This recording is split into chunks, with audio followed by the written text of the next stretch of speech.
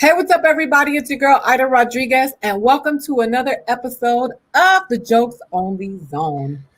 I want to say thank you to all of you who have been supporting. We want to continue to do good work, and we want to continue to do the jokes as we use this as an opportunity to build out jokes and show you the process of comedians working out their jokes. Rodney Perry, I need you to join me. I see you that you're there. I need you to come join me. I'm glad you're doing well. Today, I have two brilliant minds joining me for this episode, and we're going to be working out some jokes. This is an interactive experience, so it's cool if you let us know how you feel about the jokes. If you got any tags, any interest in finding out what we're doing, this is the place to do it.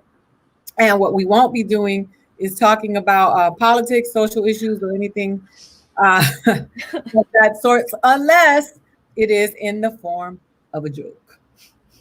Are you kidding me, Ronnie? I'd be honored. So Subah Writes, I always want to like a Puerto Rican person. Every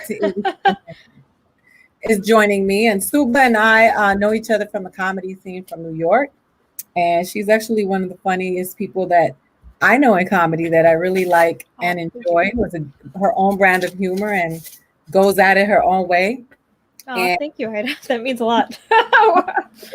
I like how we, you and I delve in these dark places and spaces sometimes that scares people away or scares people because they don't expect you and I to be talking about these things. And I think that's what makes it so fun. Yeah, 100%. How are you? Good considering, it's like the world is the way it is, so I can't complain. Like, I can't in my right mind complain, It's like, I'm fine. How are you? I'm good. This was a rough weekend for me, honestly, but I'm glad that I have this space so that I can come back and work on some of these jokes because, for me, that's how I get through through the jokes. So we can get started. Usually we talk through premises, process. Everybody has their own way. Some people come through and just want to drop jokes, and some people want to talk about their own process and how they get to the jokes. So how often have you been writing? For myself, I haven't been writing as much as I do. Well, let me just say, I'm writing on a comedy show now. So I'm like writing jokes for other people. And then I'm kind of writing for myself. I just start to feel like it's counterproductive after a certain point if I can't get up and work it out. So it's like as many shows as I'm doing where I'm like, oh, this is a cool idea. Then I start to write more and more. But like if I'm not doing that much, I start to feel really crazy, just like letting it all build up in a notebook, Yeah. No, and that's what I do. I bring the notebook here. I mean, and it's weird. Like some people don't want to do comedy online, but for me, I have to because I have to prepare for my special, and not just that. I just want to stay sharp. So even if I can't go out and perform it in an actual live audience, this is the place where we come. Oh yeah, if I wasn't writing some type of joke, I'd be going insane. You've been doing a lot of them on Twitter too. Yeah, I always try to. That's the thing is like I've shifted kind of what I'm doing. Like I've been working less on like stand-up bits. Like I'm still always working on those, but I've been trying to tweet more. And this is embarrassing because I'm 30, but I've been getting into TikTok. I shouldn't. It's fun though. It's fun. A lot of crazy people on there. Hey, you got to do what you got to do. I feel like that's important right now. Yeah. So I'm gonna start with one of the jokes that I'm working on is about the dozens. When I was a kid, I never could afford to do the dozens because I always had the most fucked up family on the block, so I would always lose. So I was like, I'm not, because I would say something like, "Look at your shoes. Your shoes are dirty." And then they would come back and be like, "Yeah, your uncle sold his ass for crack." And I'm like, "Oh, that doesn't match. That's not an insult." So I'm building on that premise, and I'm trying to get some more examples of why I wasn't a good candidate to play the dozens. So is it that you said it was because your family was poor, or is it because your family's fucked up? Because both. I kind of both. I would always lose because I was, and that's a good point to make to setting up the joke. They were poor and fucked up. Because if they were just poor and they were different, it'd be different. But it was like, I had the most fucked up family on the block, so I was for sure going to lose in the dozens. Let's see. That's a good point. I like that. I'm trying to think of like how you because right now it's set up like a left turn, like it's like you're expecting one thing and then you hear this, but I'm trying to think how you build on that to where it escalates. Either like twisting it, like where you use your family as an insult, like that's always good, where it's like you get beat up, and then you'd be like, yeah, but I'd rather my uncle sell his ass for crack than whatever it is, like make it a comeback. Okay. I'm trying to think like just ways you can expand that joke other than like other examples. And then of course there's always like, if you have a previous joke about your family, using that as a callback, that's always like such an easy way to shoehorn that in. But I think just writing more examples and seeing if you can make it escalate. Yeah. I want to take it. Yeah, I don't want to end it there. I definitely, because I'm going to be talking about how fucked up my family is before. So when I get to this, it's going to be like, well, my family's so fucked up that I couldn't even play the dozens because I had the most fucked up family on the block. So I think that that's where I'll probably start with that. What about you? You got anything over there? I've been working on telling a story about because I feel like a lot of people are going through loss right now, and I'll just tell you like the left turn, plain and simple. I won't go through the whole joke, but basically when my boyfriend was dealing with death in the family, he was on these long rides where he would just yell at me, and I never said anything because he was grieving, and he would yell, and I finally snapped, and I was like, why are you yelling at me? I was like, I can't take this anymore. And that's when I found out he didn't know he was yelling. He just didn't know how Bluetooth in his car worked. Like I was for a month straight, I thought we were in an abusive relationship. Like he just didn't understand. He was yelling, which is like so embarrassing because he's a systems engineer. Like he's super smart. He just never had a car with Bluetooth before. So he was like your grandma making a long distance call, thinking he had to scream everything. So it was like just like telling that story and like filling in all of the different punchlines. Right now I say I still broke up with him because I'd rather be with somebody who was smart and abusive, which isn't true. We're still together, but like right now that's how I end it. But it would be funny, interesting to see what other things he doesn't get that are so simple because he's such a smart person. But sometimes those smart people are the ones who lack common sense the most. Yeah. Like, so you said he didn't understand how the Bluetooth works. Because those things are so simple to him because he's so smart, as opposed to, like that kind of shit is like, really? Like I'm yelling into this car because I know it's in the system.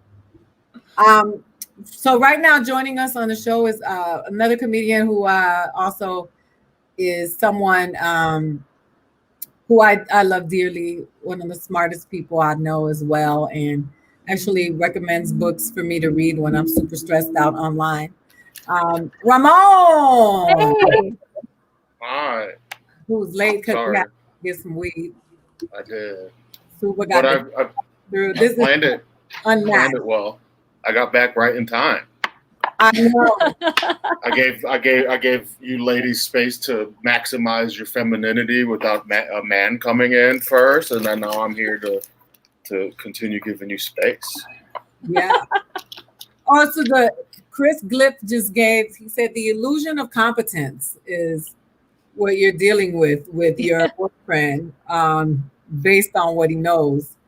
So we're just trying out premises and we're just going for the jokes as we develop them, and we talk about the process. Okay. How we build jokes. And so Suba just said one about. Go ahead, Suba. I don't have to tell you a joke. Oh, it's all right. I caught her talking about getting yelled at when he was grieving. Which, does he ever let you go off? Like, not that you're grieving at a certain point, but is there a give and take with that, where like how you let him vent because you knew he was going through it? Does he do the same thing for you in a different space? I'm sure he does. I mean, when I'm angry, it's not a permission thing. It's just a tornado that happens. He's not going to be like, why are you yelling? He's just going to be like, I'm going to sit on the other side of the couch while you yell. Gotcha. That was another joke I've been trying to make work. How like everybody talks about like Siri and how they're worried about like Alexa eavesdropping, and I'm like, I'm so loud and I yell so much. I'm not worried about Alexa. Like I'm worried about 3B. Like my neighbor knows all my shit. Like one of them this was pre-pandemic, but one of them got evicted, and I was like, thank God they know so much about me. Like I was so relieved. I think the same. My walls are very thin, and I gotta write something about where I live. Like every 3 days somebody gets pulled over in front of my house. Oh no! Person of color by the cops. Oh no! And so how some people videotapes.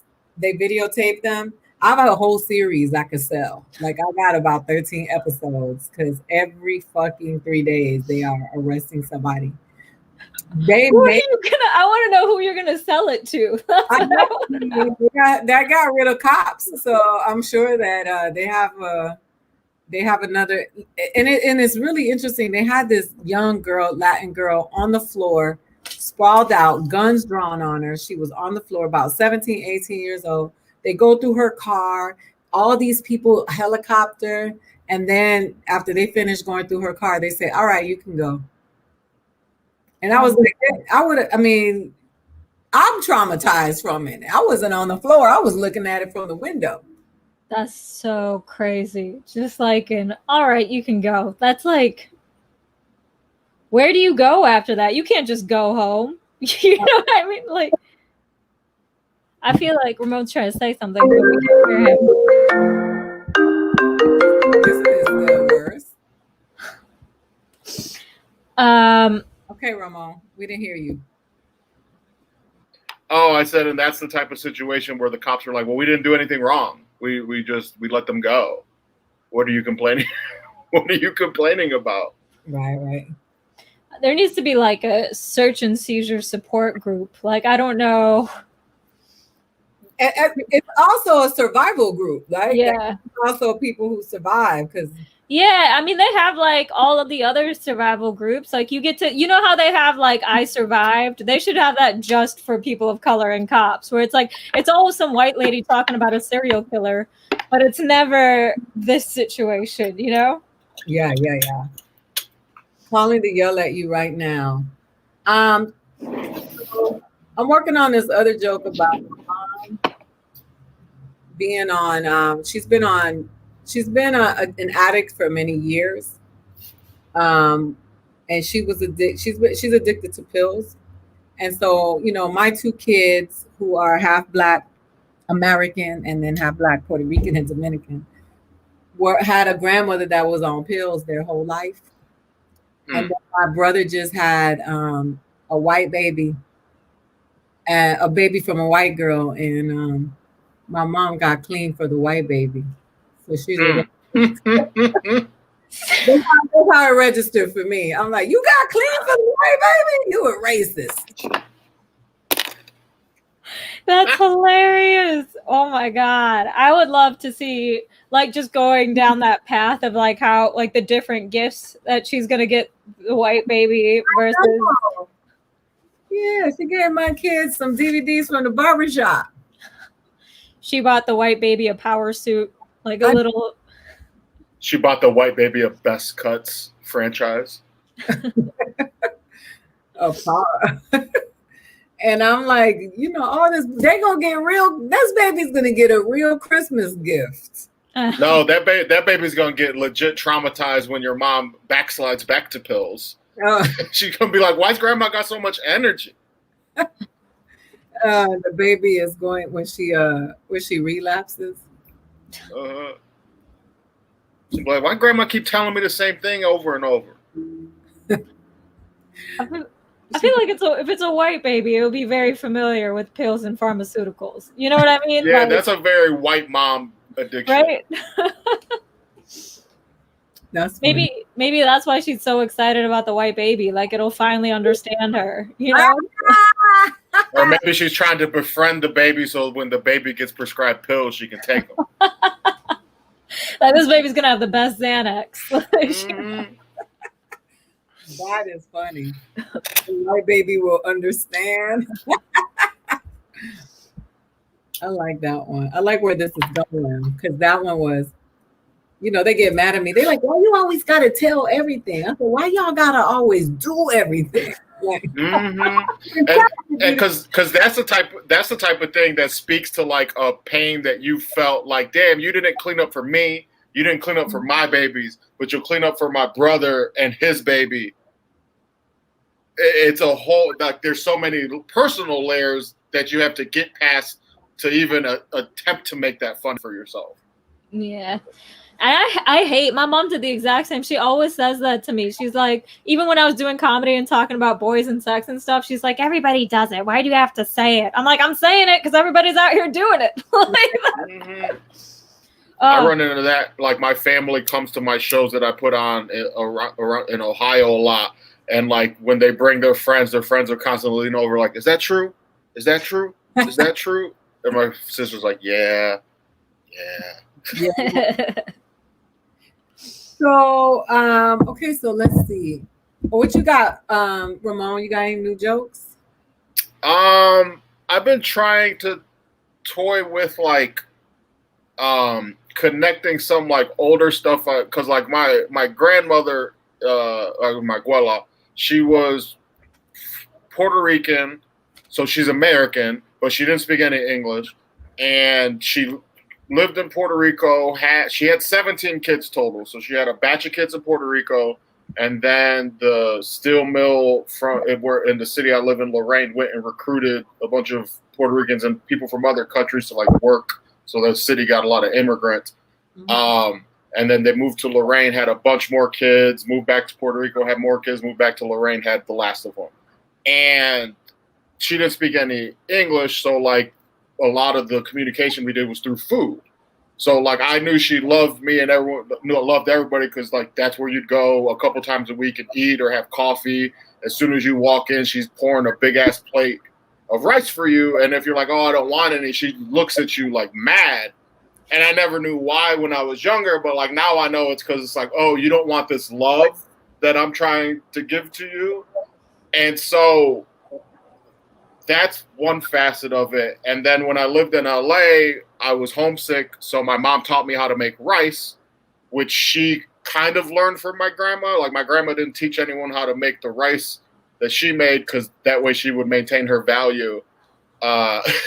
Because no one else could make her. That's her horrible. No.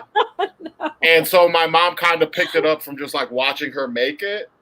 And then so she told me how to make it. So now when I was in LA and sad and lonely, I would make this rice to make myself feel like taste a little bit of home and feel good about myself.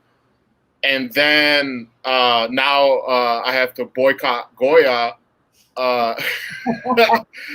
So it's like caused me to have this real, like, I've always struggled with like my identification as a Hispanic person because I don't speak Spanish, even though I look super Hispanic. I'm also like very culturally ambiguous. So like, I don't feel a lot of attachment to the things I am. And so food is one of those things that is, I'm always like, I love Puerto Rican food. I don't mind Mexican food. It's not my favorite, but I eat it just as a self-love thing. And so now I'm having to reckon with like giving up this thing so that like white people can claim it or support it, these beans they don't even know how to pronounce. And it comes after like when I was in Atlanta, I went to I forget what grocery stores they have down there, but I went to go get the stuff to make rice for my friend who I was staying with, and the grocery store didn't have a Goya section, so I was like, "Fuck this grocery store," and because I'm like, "Oh, this fucking white ass gentrified store," and then I start walking around and looking for like alternatives to make for dinner, and then I noticed that like the pigeon peas that I need are just in the bean aisle. The sazon and adobo are just in the seasoning section. And so I'm like, oh shit, this is the first time I've ever gone to a grocery store that didn't like ghettoize my food and fully accepted and assimilated my culture's like food into the grocery experience. And I was 35. So like those are all disattached from each other, but I feel like I want to connect them in a way. You know what's funny is that before what happened with the Goya guy, when you go to a grocery store and they didn't have a Goya section, you would be like, fuck this grocery store. Mm-hmm. That they have the Goya section after what happened. Now when you see the Goya section, you walk out and say, fuck this grocery store. Go ahead. It sucks because like Goya don't support Trump. The capitalist dude who runs Goya supports Trump. So it's like it sucks to like a shitty person is making me have to like not eat rice as often. Right. Yeah. So I guess I want to write something about how to teach people the difference. And first of all, Subah, what else you got? Oh, I was just thinking about when you said rice is how you show love. I was like, you live in LA. Good luck showing that type of love to any woman you're dating. Yeah. They're trying to feed these people here rice. They're gonna good luck. Like, yeah, you gotta feed them kale and can you make this with quinoa? No. Cauliflower rice, maybe? I made this rice. Actually, it was good. I made this cauliflower rice with mushrooms and I seasoned it. I might as well have put a regular rice in there because by the time I put all the seasoning in there, it had so much sodium. It would have been better off with the carbs. Mm-hmm. Tastes like something. I had to write that breastfeeding onesie down. So, what else, Subah? What else you got? Any more premises? Yeah, I've been working on. This is like, well, I'll talk about this bit. I've been working on a mask bit, but not like I feel like every comic's gonna come back and be like, what about masks? But I've been specifically trying to talk about how it's serious because Walmart is making people wear masks and like how much Walmart does not give a fuck about your health. Like Walmart will sell a 500-pound man zebra cakes and a gun. Like I'm pretty sure I could go to Walmart, buy a gun, walk over to the food court, ask them to dip it in cheese so it tastes better in my mouth and nobody will stop me.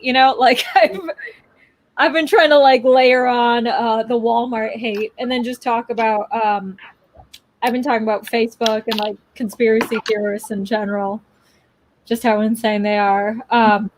What I was thinking about with the masks was that, and I don't know where the joke is, but there's something to the fact that when you look at the people who don't want to wear a mask and tell them to think about their health, and you like, these motherfuckers don't care about their health. Like, why would they? So that's why it doesn't register for them. You talking about people who have, diabetes, hypertension.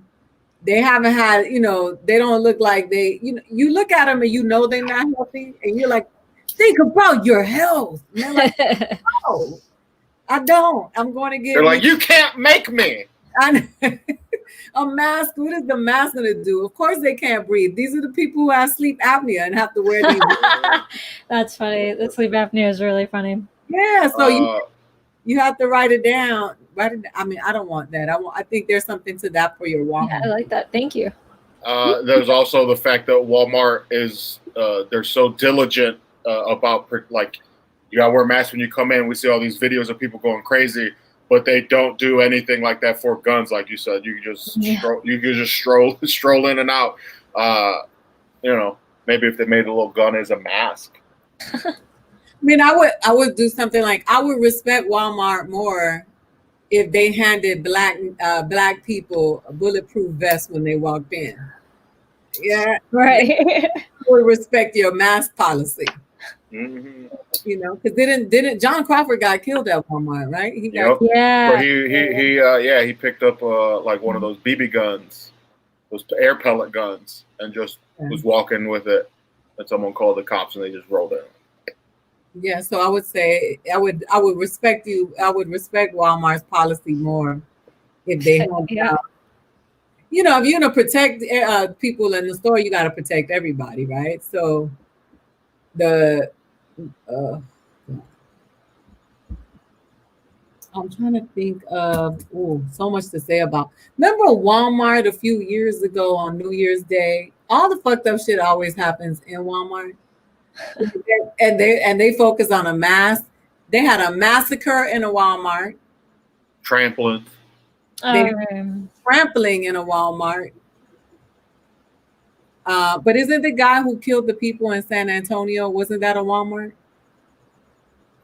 He killed the Hispanics because he said that Latin people were. Oh, was that Walmart? I'm not sure. I don't remember where it was, but it was Target, because shit like that. Target. Target's price points. Look, this is somewhere you can go. Why does stuff like this always happen at Walmart and not at Target? Because Target raised their prices to a price point so those people can't afford to go to their store. That's so funny. Is that fucked up? It's true though. Like, remember when Target and Walmart used to be competitors? And then you're like, wait a minute, like a comforter at Target costs $80. It was in El Paso at Walmart.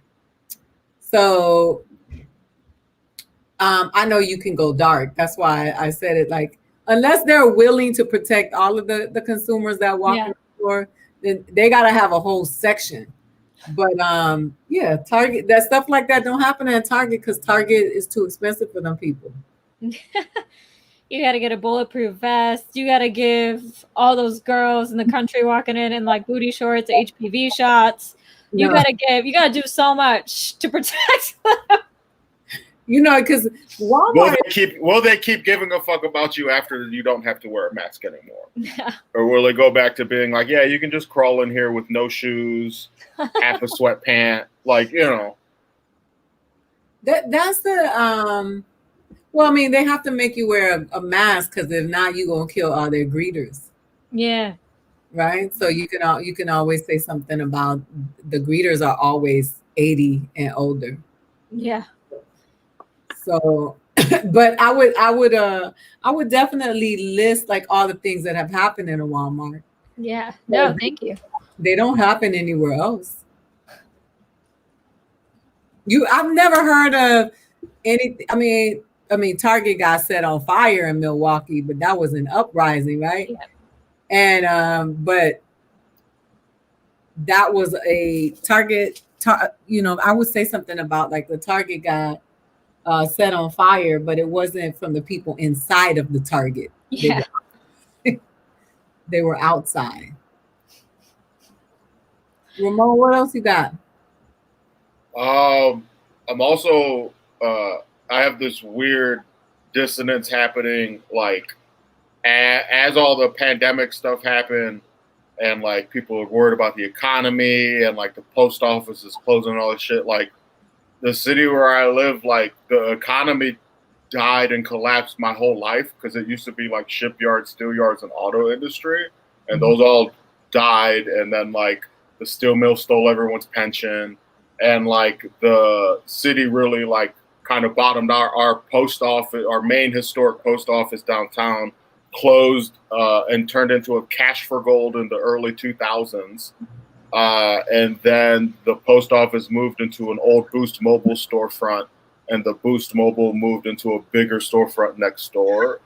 And so it's weird to like know that none of this shit matters, but see people visibly like freaking out over like, what are we gonna do? And it's like, yo, we'll be fine. You just won't be able to get donuts from that place, or like, like just little shit will be gone, but like you'll still be here unless you get sad and kill yourself. You know what I'm saying? Because some property is not going to be there anymore.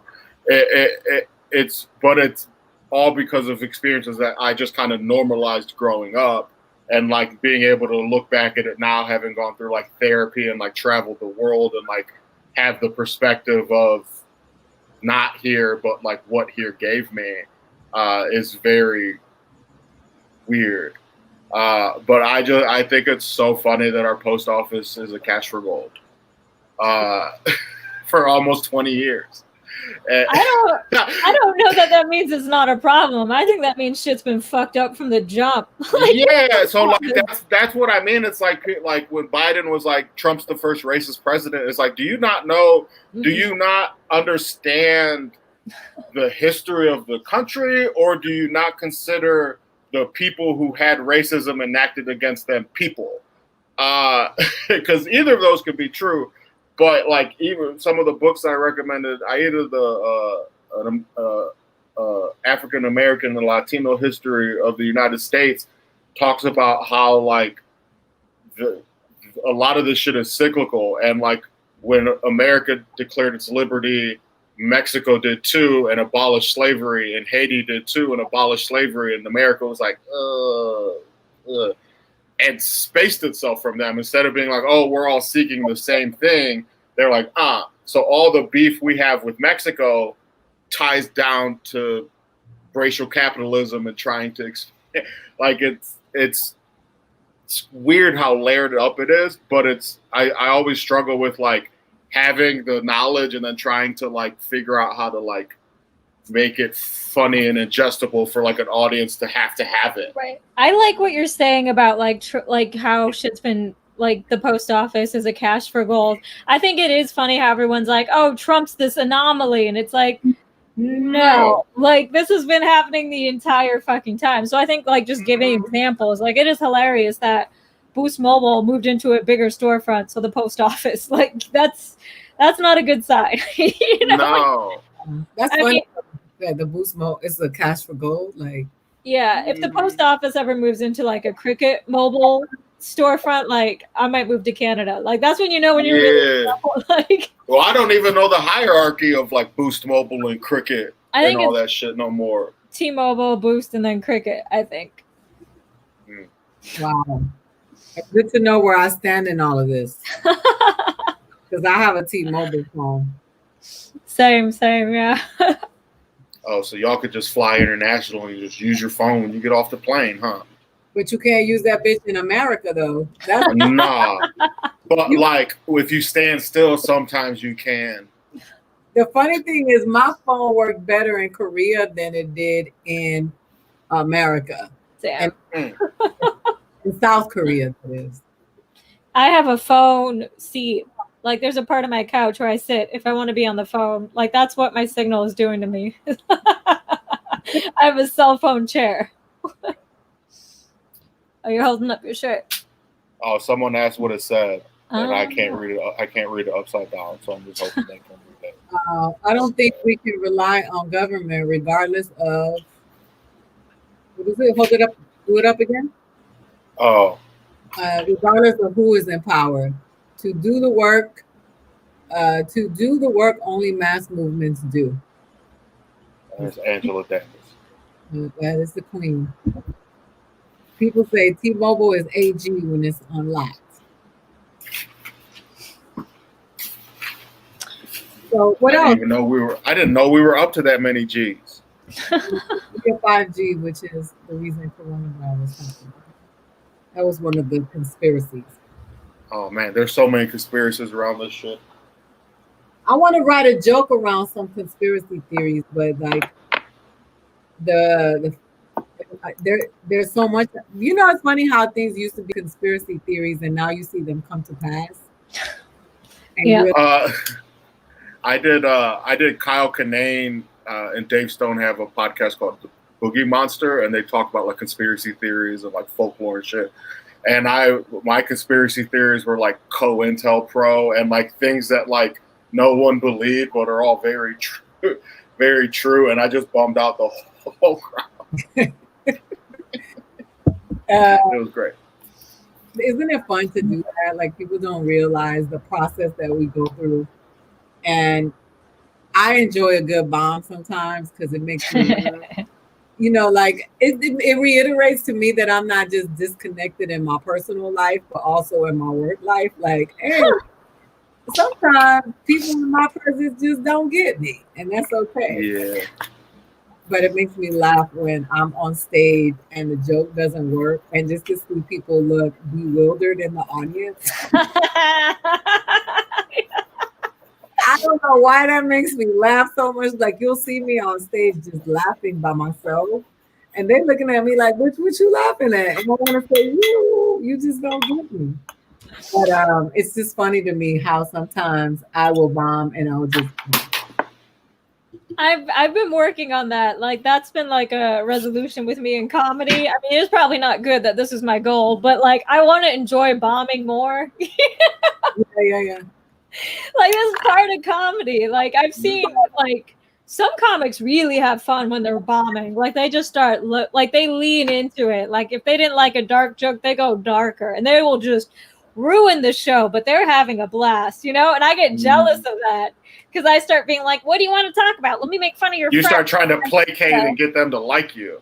Yeah. But like, yeah. Bill sorry. Go ahead. I like bombing on like my terms.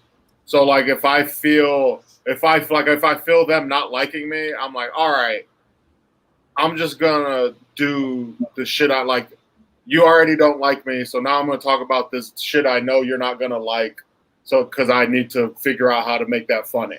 So if I can get you to chuckle at something when you don't like me, all right, we're on solid footing going forward with this like premise. Where like a lot of times when you're like crushing it and like in the flow, you may not bring up those type of ideas as easily because you're like, I don't want to fuck up this rhythm. So like I love Patrice said like if I'm bombing, we're all bombing. And it's like yeah, for sure. I actually have been working on a new joke. It's like a story about bombing. It reminded me because like WAP, wet ass pussy, like that song came out and it reminded me of I did this show in Brooklyn and it was one of those bar shows where it was literally just one group of people. So if they didn't like you, the whole room didn't like you. So I mean like they barked in a lady and her friends. And I did a joke about how my ex-boyfriend used to sleep on an air mattress. It was an air mattress joke and the crowd turned on me.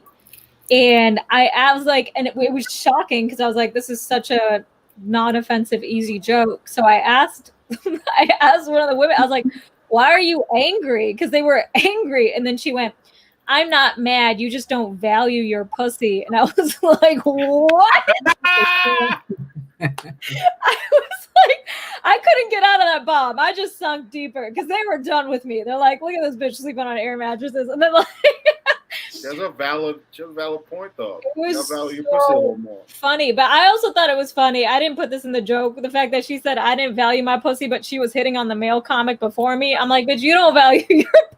Oh, I know exactly. You know better than. So that's too funny. I had a joke about that. Whereas, and actually, I just saw it. that and I was thinking about incorporating part of this bit into my special where my friend was like, I would never date a man for money. And I was like, but you do it for low self-esteem and chlamydia all the time. Your perspective, you might as well fuck for money, bitch. You always such a doctor. Taking those big ass pink pills. I have a thing I'm working about dating just because like I'm in like a long-term open relationship. Like I call her my long-term sex companion because it started as fuck buddies and then like became like caring, considerate. and like she'd be making me banana pudding, and like we'd be hanging out, and like when we're eating snacks in bed, I'll just hand her water without her asking, just because anticipating her being thirsty. So like I feel like there's like care and like a texture of love there. And then like when I was in New York last year, she Venmoed me some money and was like, I heard this bakery has really good banana pudding. You should go try it and let me know if it's good enough to like pay a lot to get it like shipped overnight to me. So I went and got the banana pudding, and I texted her like, it's not that good, even though it was real good. It was like way better than her banana pudding. But I didn't want her to pay for it, so like the night before I went home, I went and got some. I froze it. I flew home with it, which is again a little small consideration thing. And like when I say that part, crowds would be like, "Aw," but then like I didn't know her last name until she Venmoed me that money. So it's like the like I'm just like have a small emotional range, and then like honestly I haven't gone anywhere since March, and this is the longest I've been in one place since 2010. So it's sometimes it's hard to build a relationship around that type of equity, especially like most of the time I live like right now I live with my dad because it's rent free. So it's like as a you person don't who's not pussy either. no, I don't. But like I got because I'm hyper aware of that. Like I never look at myself as like a dateable person. But I'm always like, but we can like hang out and like hook up on some real like smooth fuckboy shit. And you demoted yourself to fuckboy. That's crazy. I've never just because of the awareness of my situation. Yeah. You know? So it's a weird like I'm restricting myself, but also in doing that, like making women feel less than because I realize I'm less than. And it's a shitty like dynamic that keeps playing out. So you writing a joke about this, and this person is going to see that joke. Mm-hmm. Okay. She's gonna be sitting there clapping front row like, that's goddamn right. You're disrespecting me. Well, no, I don't think it's disrespecting her, but just like, you know, because she had a long distance boyfriend for a while. Mm-hmm. They lived together for a chunk. And then like, I know they broke up because he just didn't like contribute or like do anything around the crib. And so if we were like properly dating for the amount of time we've been hooking up, it'd be like, where's this going? Why aren't you moving in? Where's this? And it's like, if I live with you, I don't pay rent with my dad. So like, it would be kind of hard for me to pay rent if I'm living with you too. So then I would be falling into the same thing that made that other dude shitty. Honestly, I'm shitting on you, but I didn't think I was girlfriend material either until I had a dude lock me down, and he's like, "You're not going." Yeah, and like, no, you are all these things I see in you, and you're like, "Oh, am I?" Yeah, I was just like, all right, you know. I think you have a conscience. I don't have a conscience. You're on the lot, like I can't sell you this lemon. I'm like, fuck it, let's make lemonade. Like I had no conscience. Like I know I'm not going to contribute, but I'm like, fuck it, I'll open this home, you know. Even speaking to your dude with the air mattress, I remember one of my first chicks I like fooled around with was like when I was flopping at my sister's, and I was on a kid's twin mattress in the playroom, no box spring, just mattress directly on the floor, and I'm like, this don't make no sense. That's a joke. You start questioning the people who like you, and you're like, yeah, it's like, what do you see? Like, I just don't. You want to date me? Why? Like, but you got to reverse it and say, what's wrong with you? What's wrong with you that you like me? Now you don't want to fuck with her no more because you questioning her choices. And then like I always assumed I had really bad credit.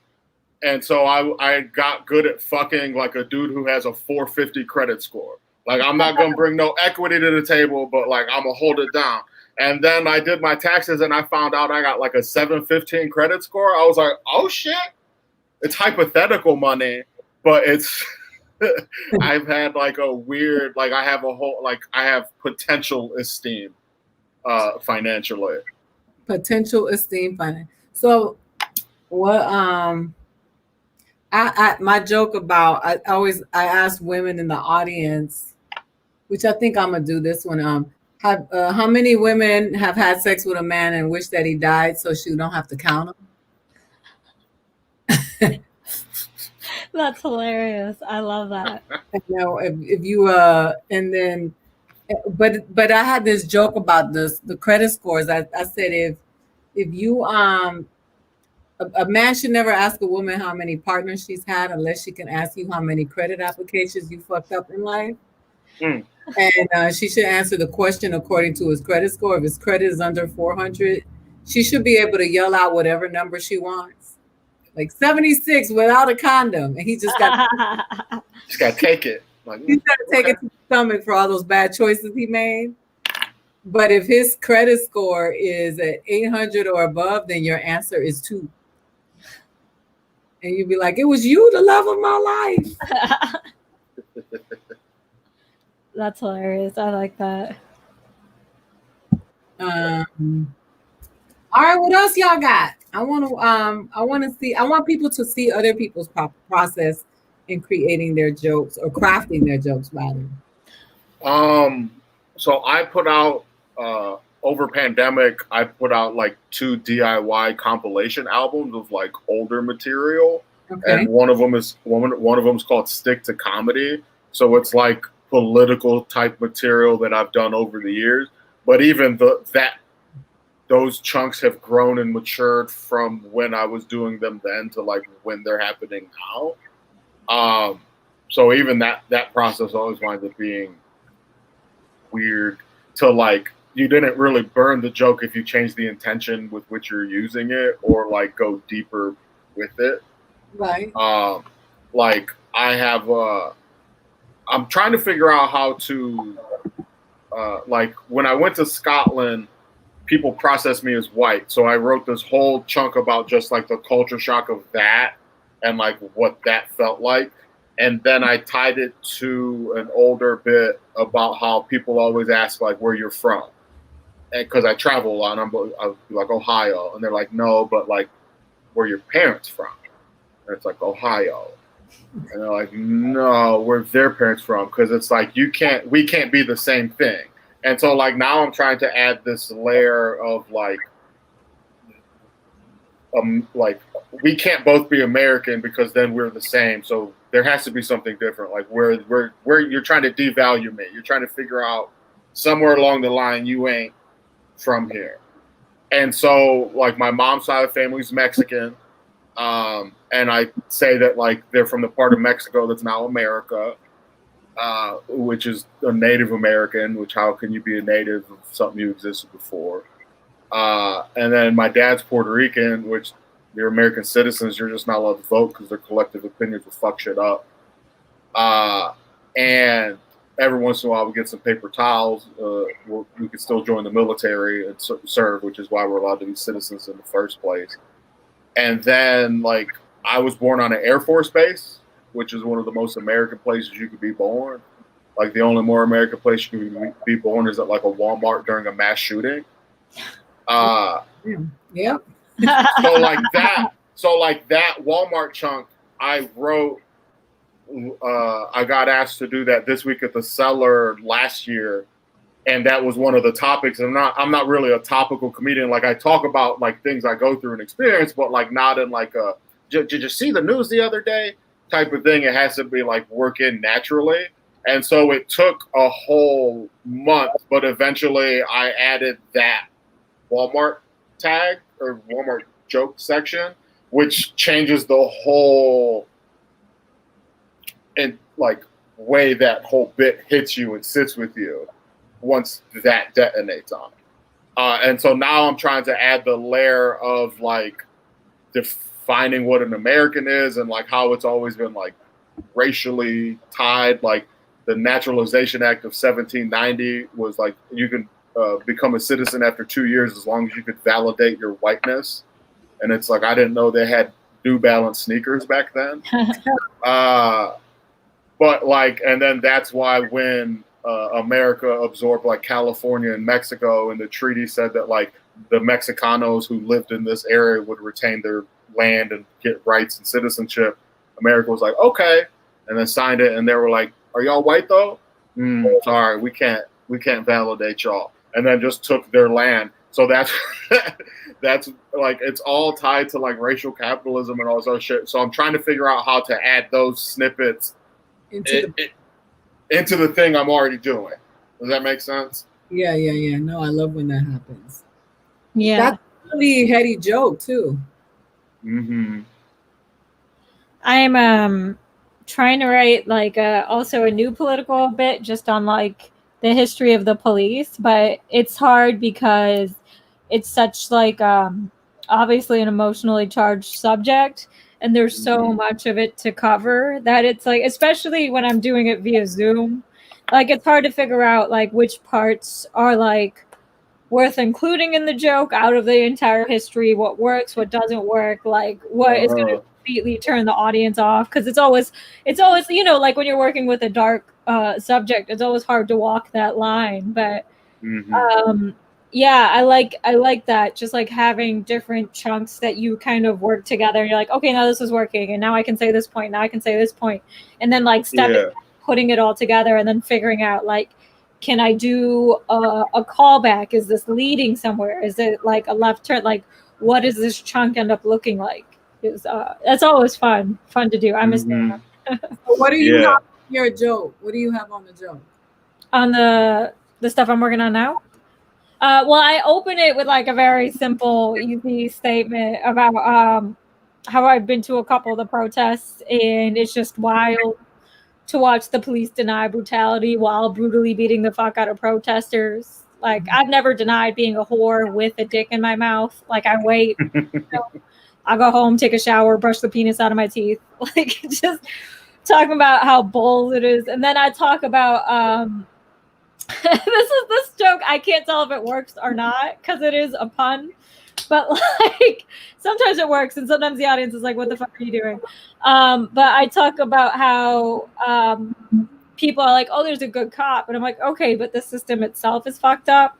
And then I talk about how the police were formed initially to capture runaway slaves, which isn't a good start to any company. Like, I love frozen yogurt. If you told me frozen yogurt started as a way to cool down white people while they were chasing Harriet Tubman, I'd be like, oh. Right. I don't think I could eat that anymore, but I guess that explains the flavor of birthday cake and its cousin, I'm not racist, butterscotch. Like, I guess, like, I'd say it's been working like 50, 60% of the time. Every now and then the crowd is like, don't. With the puns, what are you doing? You're talking about racism and now you're giving me puns? I'm like, I don't know. I always feel like when you do puns, you got to do like a bunch of them, and they're like. Maybe I'll try doubling down until they really. Or have like pun audibles, because like it's always that way you keep it fun for you. Because like sometimes when you say it and you're like, they're not liking it, and then you might be like, fuck, I shouldn't say this part anymore. But when you keep like rotating them in and out, and you they like that, or they might like this too. And we'll keep. The puns bring levity to the joke, which is needed because the joke is so heavy. Yeah. The joke is about such heavy subject matter. So I think the puns, you know, but somebody said let it breathe, and I can see you doing that as well. I think it's okay. Let motherfuckers soak in discomfort. Yeah. That's what somebody is supposed to do, you know? I need to get better at that. I've gotten better, but I'm naturally like, my instinct is just to go, because I'm like, oh, I've got all these other punchlines. You didn't like that one? Like I'm a fucking street vendor. I'm like, wait until you see this coat, you know? Like I'm just, but I have to. It would be so much better if I just stopped and let it breathe. But yeah, you've always just been like a joke, like even back like when I met you, like 2010, 2011. It is like a self-esteem thing though. I'm working on that, just like knowing that it's like, this is worth saying and letting it sit there, as opposed to just trying to be like, well, if you didn't like that, you like this, you know? Well, yeah, because a lot of times that silence is just tension building. Yeah. And then like you may not want to release it right now. Yeah. Keep ratcheting it up, and then when you do finally, it's bigger than you thought it would be. Yeah. Yeah, because you're the conductor. And I agree with Reggie, Indiana 76. We're comfortable if we see you're comfortable. I think it's important, like Dave Chappelle does it all the time. Like he'll say some awkward, uncomfortable shit, and then he'll just puff on a cigarette. Yeah. Yeah, I'm that whenever I stand up comes back and it's full form. That's one of the things I really wanted to work on was just slowing down and letting it sit there. You know what really helped me with that was doing like storytelling shows, because you don't have to be funny.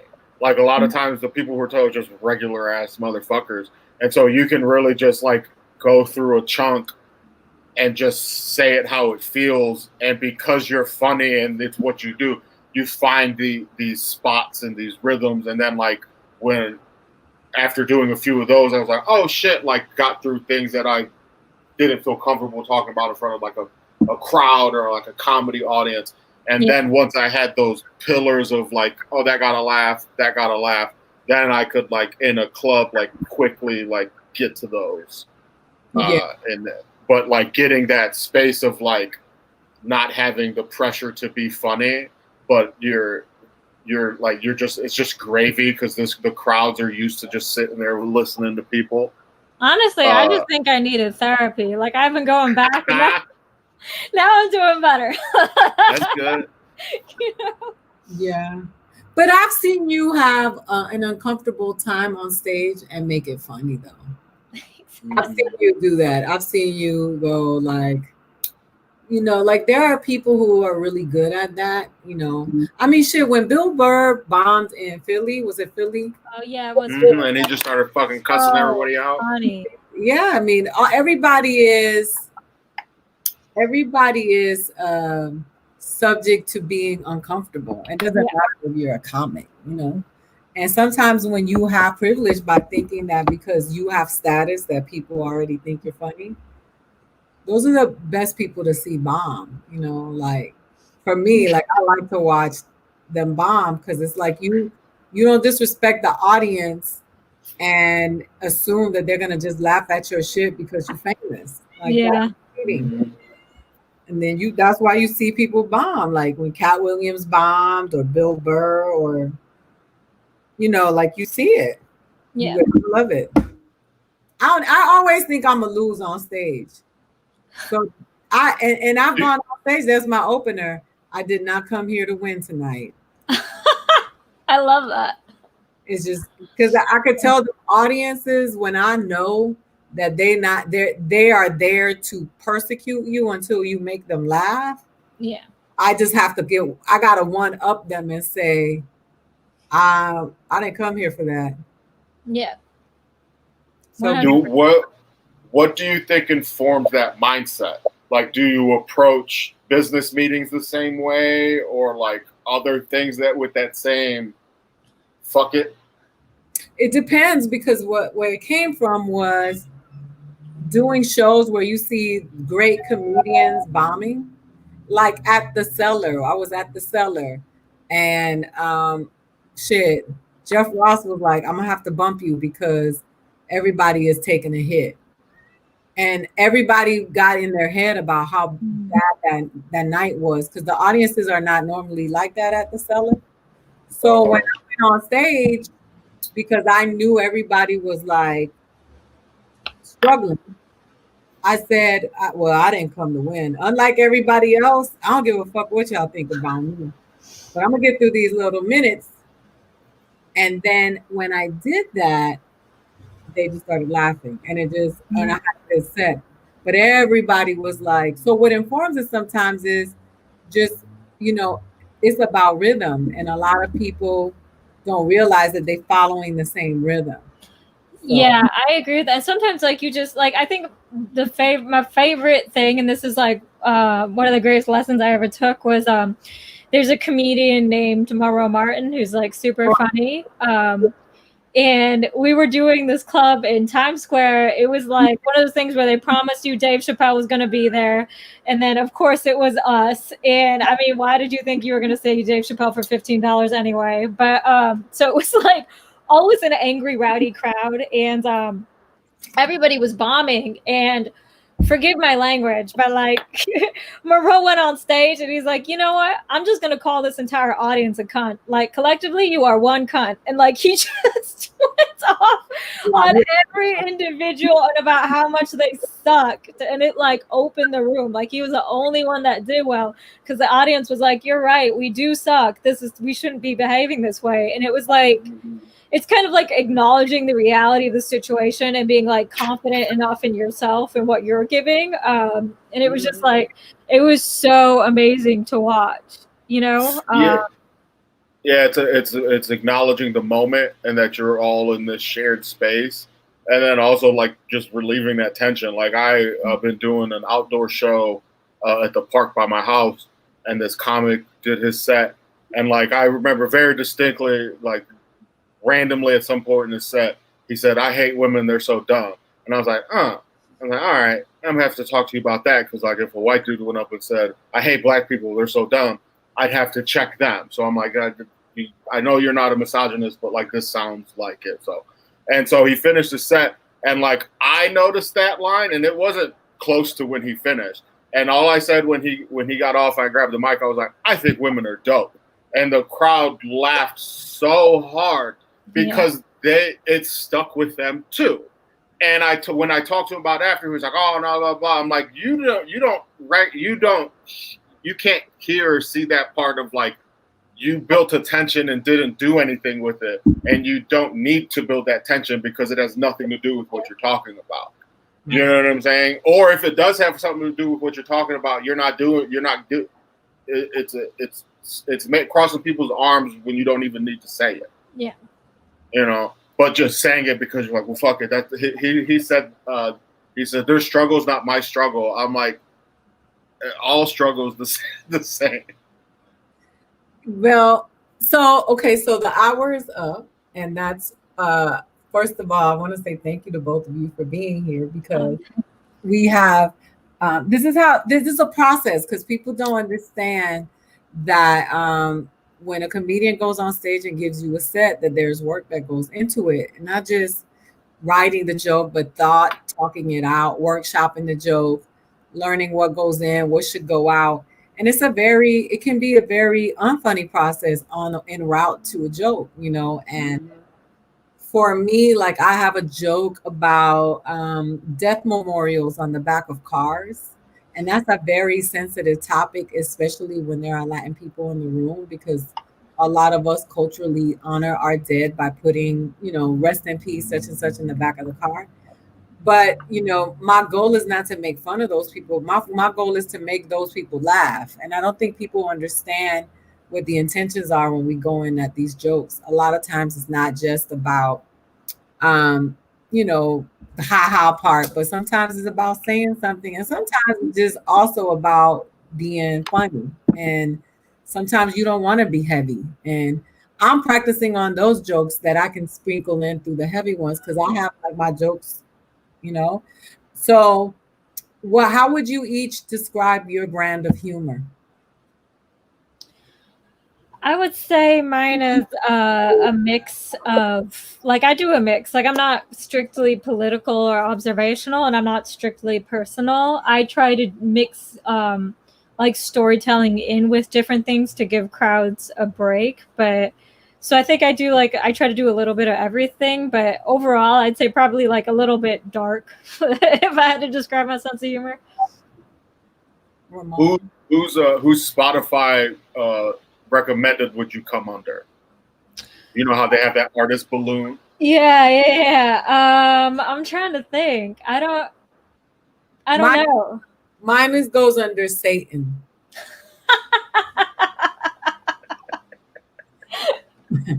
When they see the devil, they're like, oh, also you might want to check out Aida Rodriguez. That's what one lady called me. She called me the devil. I was like, that was it. The reason why I thought it was funny was because I was like, oh, you're dumb. That's the devil to you. Because if you knew what I was really saying, you would understand that I'm fighting for you. Yeah. But because you are looking, and that's why you got to layer your comedy, because you got to layer your comedy for all the, you know, that's the thing that Dave Chappelle is really good at. So is Cat Williams. That on the top, like there were people who loved Cat Williams' joke about insurgents and didn't know what an insurgent was. And at the same time, we're laughing at another level because of his delivery, and you know what I mean. So I just think that it's just being able to layer the jokes. But how do you describe your comedy, Ramon? Laid back and largely unemotional. I've had someone describe my comedy as self-deprecating with swagger. And I don't know. I think I just like a very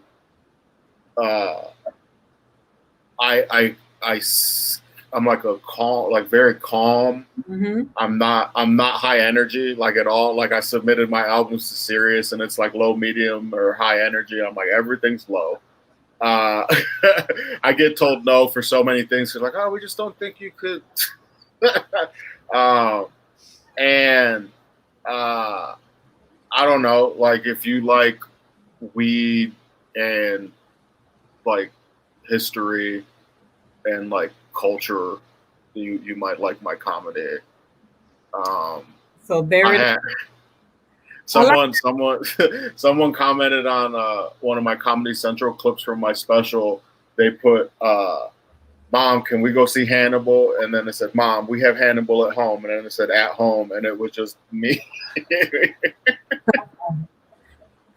Which is like I'll take it. Like Hannibal is one of my favorite comedians, and he's like one of the best doing it, and like doing it in a very like outside of in the industry sphere, but also like doing a lot of shit like just outside of it on his own. So like, yeah, I'll fuck with being compared to that.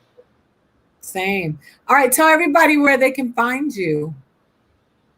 And when you're performing again, if you are having any upcoming performances. You can find me on Twitter at Subah. That's my first name you see right there. And then on Instagram, SUBHAHA. So add one more A to the end of that. I'm also on TikTok, which is fine. It's Subah Comedy if you want to follow me there. And then, yeah, I'm doing Zoom shows here and there for now. But, yeah. Yeah. And you can go to my website, blazerramon.com, BLAZERRRAMON.com, just like my handle. That's my Instagram handle, my Twitter handle, and my Venmo, if you bought that life. I have, my website has a bunch of clips. It has links to some shirts I have. Both of my albums are on there, some podcasts I've done. If you want, you can fuck with me. Play my albums on mute in the background while you sleep, so I can make like 12 cents. And as of my name is Aida Rodriguez at FunnyAida, AIDA on Instagram, Twitter, right here on Facebook. You're on here, so you know it's Aida.Rodriguez. Tomorrow, a new episode of Truth Serum. No, Friday. Sorry, Friday. I'm so used to doing Thursday shows now. Friday, this Truth Serum will have the creator of that 70s show, who's also a stand-up comedian, Mark Brazil, and Clayton Thomas from Instagram, who's also a stand-up comedian, but has created quite a few shows during the pandemic that have been very successful and have been you've been watching online since the pandemic, but he's one of the people that I started with. And then you will see these two faces on an episode of Truth Serum coming soon, because what we do is talk about the headlines of the week and we go in on them. I want to say thank you to all of you who come up and show up and come out. And I can't even think right now because I'm tired. But I just want to say thank you for showing up. You come to the Jokes Only Zone, and you show up for Truth Serum, and it's been just a blessing to have this experience. So thank you so much. And thank you, Subah and Ramon. Every week we have different comedians, different styles of comedy, different processes, but this is how the jokes get made. So we appreciate you for coming through and watching us play. and then look forward and watch us later so you can see what we're talking about now in the form of a joke. You were there when it all started. All right, thank you so much. We'll see you next time. Bye. Have a good night.